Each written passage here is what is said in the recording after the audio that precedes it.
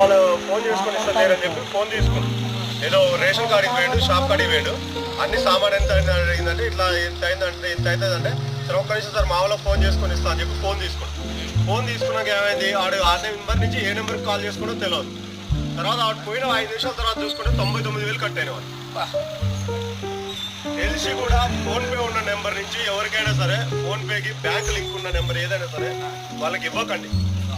ఏది ఉంటే ఒకవేళ మీరు ఇవ్వాలి అనుకుంటే వేరే నెంబర్ ఏదైతే ఉంటుందో మనిషికి ఖచ్చితంగా 2 నెంబర్లు వేయాలి.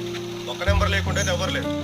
వేరే నెంబర్ నుంచి మాట్లాడి వేరే నెంబర్ ఈ ఫోన్పేకి మన బ్యాంక్ లింక్ ఏదైతే నెంబర్ ఉందో ఆ నెంబర్కి అస్సలు ఫోన్లు చేసి ఎవరికి ఇచ్చినాం. అనుకోకుండా వాడు సామాను తీసుకుందామని వచ్చాడు. ఒక్క ఫోన్ చేసుకొని ఇస్తాను మా వాళ్ళకి ఇట్లా డబ్బులు పంపించని చెప్తా ఫోన్ చేసుకోను. వాడు ఫోన్ చేసుకొని వెళ్ళిపోయాడు, మళ్ళీ వస్తా అన్నాను వెళ్ళిపోయాడు. వాడు వెళ్ళిపోయిన 2 నిమిషాలు 99,000 కట్టాను మన అకౌంట్. దాంట్లో ఫోన్ లేవు, ఫోన్